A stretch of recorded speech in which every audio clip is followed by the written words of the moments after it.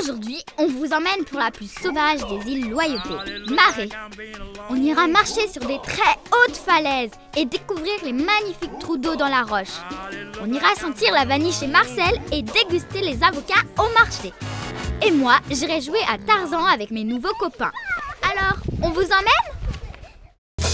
I've been around the world, seen a lot of things as the earth has twirled. Been amazed and excited, collecting the clues when I was running, trying to fill my own shoes. And now I'm right here, and everything's good, and all the little pieces fit just like they all should. Yeah, life's been going fine, I'd even say it was good today. I wouldn't change a thing if I could.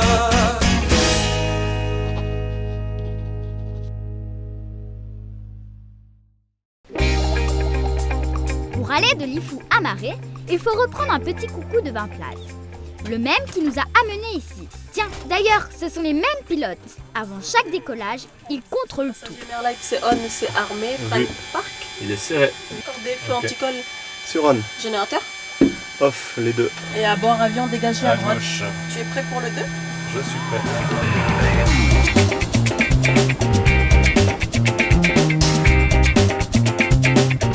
Comme c'est bruyant, ils communiquent par casque. Ils m'en ont même donné un. C'est drôle, j'entends la tour de contrôle. Après 20 minutes, on arrive déjà.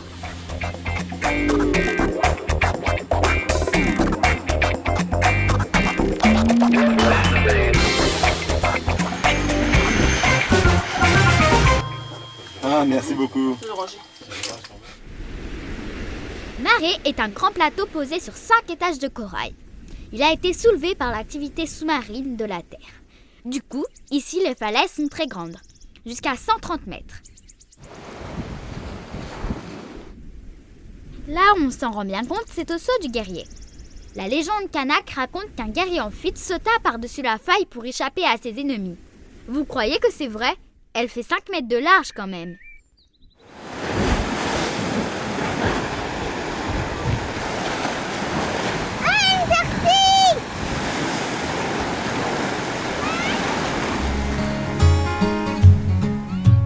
À Marée, il y a 2 fois moins d'habitants qu'à Lifou.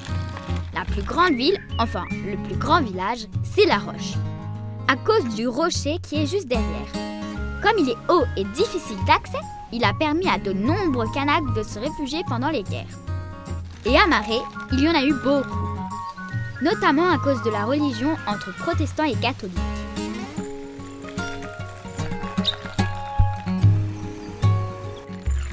Pour comprendre la vie des habitants, il vaut mieux aller vivre en tribu qu'à l'hôtel.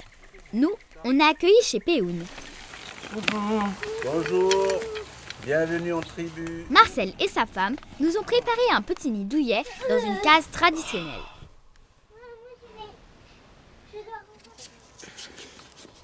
Pendant qu'on se repose, Louise prépare le plat traditionnel kanak, le bougna.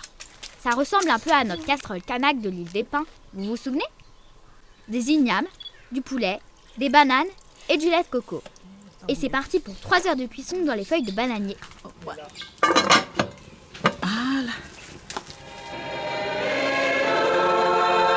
Avant de manger, Louise et Marcel nous invitent aux répétitions de la chorale de l'église.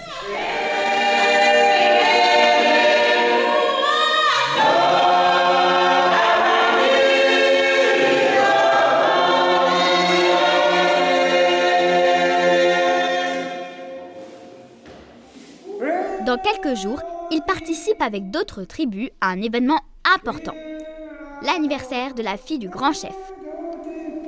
Dernière répétition aussi pour les danseurs et les danseuses.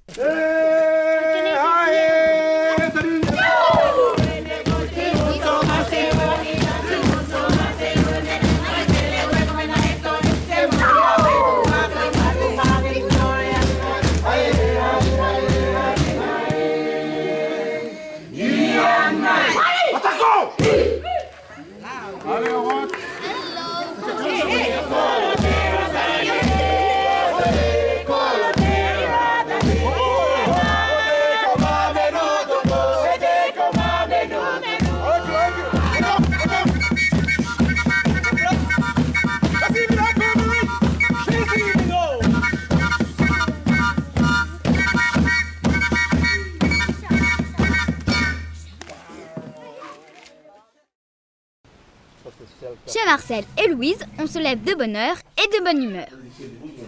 Il est 7 heures du matin et on va voir pousser les gousses de vanille dans le jardin. Marcel nous explique qu'il faut 3 ans pour avoir des gousses de vanille.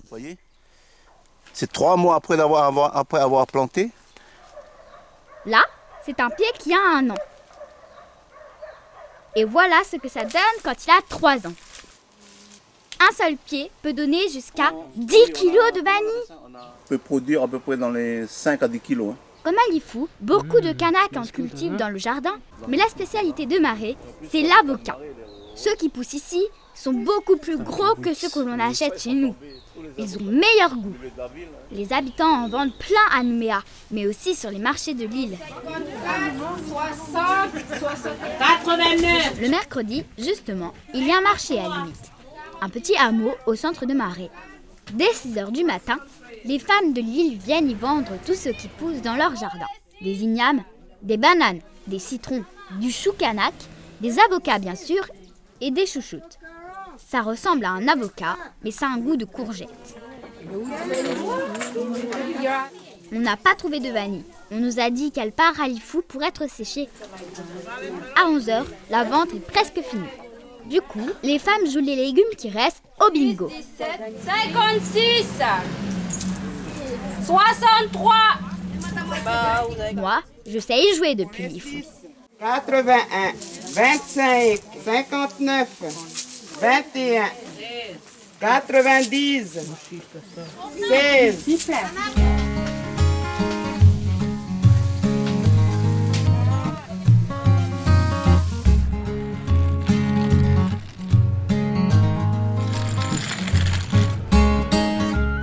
Comme on est sur un plateau, à Marais, il y a beaucoup de trous d'eau.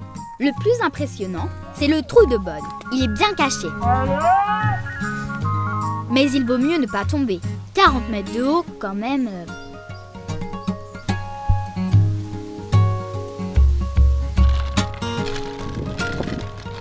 Le plus joli trou d'eau, c'est l'aquarium naturel.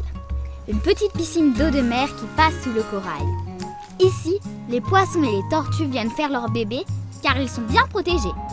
Du coup, c'est interdit de se baigner, mais on peut quand même leur donner à manger.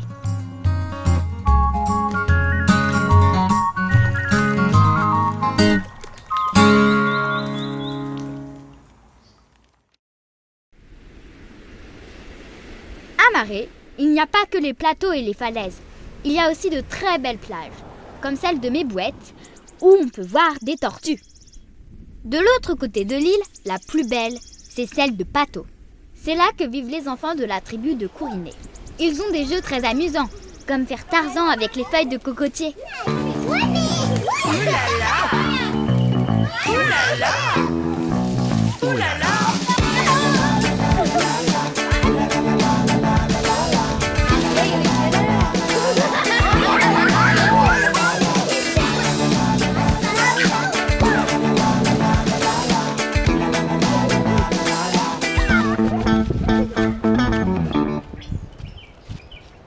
Ensuite, ma nouvelle copine, Cécile, m'emmène dans sa piscine à elle, un peu plus loin entre 2 blocs de pierre.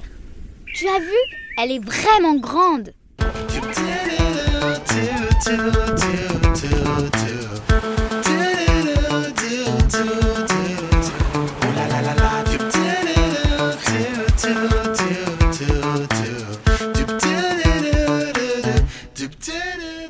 Dommage, on doit déjà repartir. C'est la fin de notre séjour en Nouvelle-Calédonie. Il est minuit et l'avion qui doit nous ramener vers Paris nous attend. Comme on est de l'autre côté de la planète, on va devoir voler pendant 24 heures. Heureusement, il y a plein de dessins animés pour oublier qu'on quitte un petit paradis. Mais c'est sûr, on reviendra.